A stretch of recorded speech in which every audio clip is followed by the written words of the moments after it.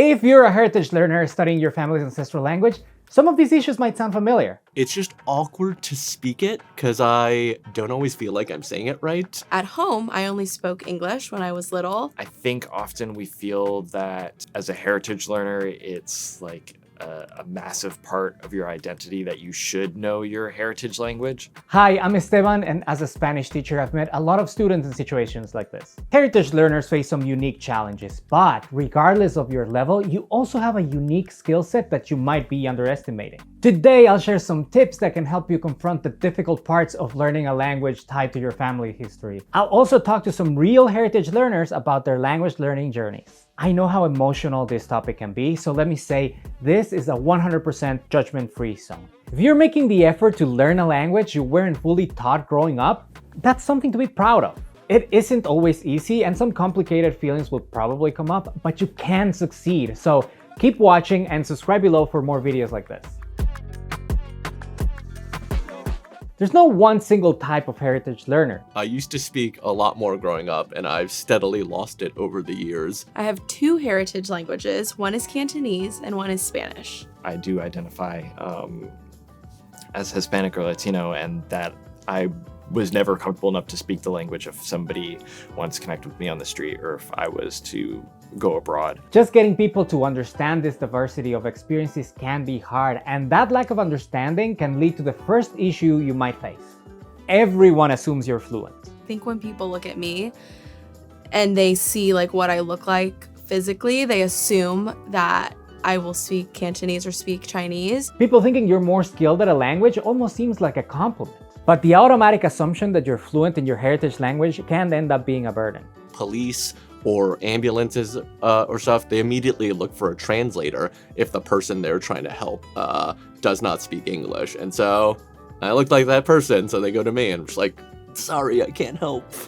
Fluent speakers might have less patience with you than they would with someone who isn't supposed to know the language. And sometimes those assumptions can come from those closest to you. Like some family members, I can understand them commenting on how bad my Cantonese is in Cantonese. Your family might judge you.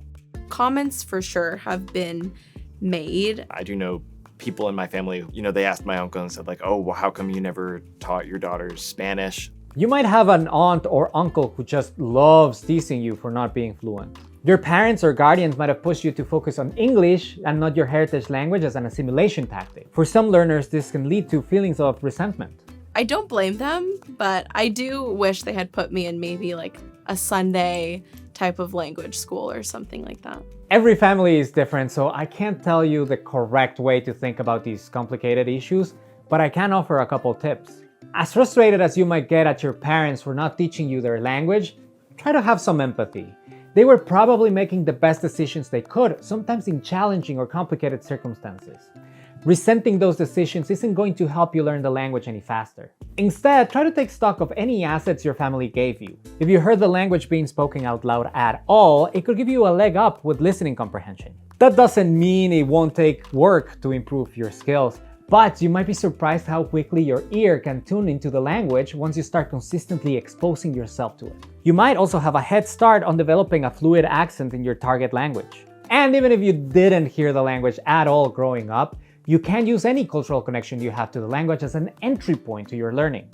Food is often a great starting point since it's an important part of so many family traditions. Look up a recipe in your target language, or if you're feeling brave enough, ask a family member to write it down and talk you through it. And as for those judgy relatives, it's totally okay if it hurts your feelings. It does make me feel a little bit uncomfortable for sure. I would love to speak Spanish fluently. It kind of feels like I'm having an identity crisis. In different cases on both sides, there will be moments where I feel out of place. I think it's a great addition to have to the culture of that heritage, but I don't think it's a necessity. No one can take your identity away from you. You're not less of a Latino because you don't speak Spanish, and you're not less Chinese because you don't speak Mandarin. I feel like in the States we've kind of morphed a version of Spanish, and then I'm never certain if I'm speaking the proper dialect, I guess. You don't use textbook language. If you're a heritage learner with some foundation in your target language, it probably came from spoken interactions. That means your vocabulary might use regional slang or other informal expressions, But that doesn't make it any less valid. There's no one single version of any language. They change from place to place and over time. The important thing to focus on is communication. If you can convey an idea, even with words that won't show up in a dictionary or with body language, guess what? You're successfully using the language. If your goals are around talking to family members and traveling, you might just lean into speaking and listening. And if you do care about reading and writing, a textbook might not be ideal for you. Short stories or websites aligned with your interests could be better resources. Embrace your unique spin on your language and know that practice will lead to improvement as long as you stick with it. It's like, okay, after a long work day, do I really want to try and come home and, call my mother up and try and have a conversation in Spanish? For heritage learners, sticking with it can get complicated. You have feelings of shame, fear, or anger around your heritage language. Anyone learning a new language can experience these emotions, but for heritage learners, they can be especially strong.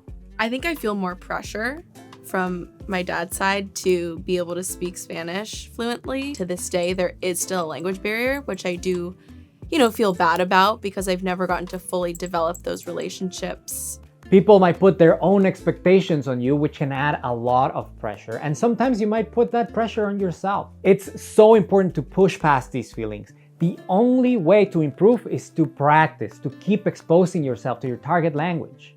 Remember, you weren't in charge of your language exposure as a kid. There's no changing that, but you can control what you do now. Try to let go of that idea of what you should be able to do. Focus on what you can do and don't sell yourself short.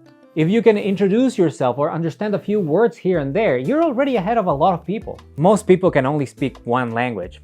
That's nothing to be ashamed of, and speaking a second language at any level is something to celebrate.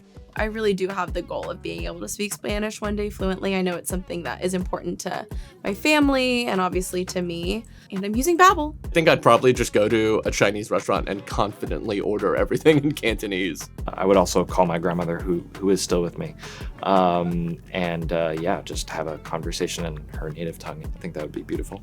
Heritage learners have specific advantages and disadvantages on their language learning journey. The first step to overcoming an obstacle is trying, so be kind to yourself and have fun with the process. And if you want some help on your journey, you can click the link up here to start learning a language for free with Babbel. You even get a couple free online classes with teachers like me. Let me know in the comments if you have any questions, and thanks for watching.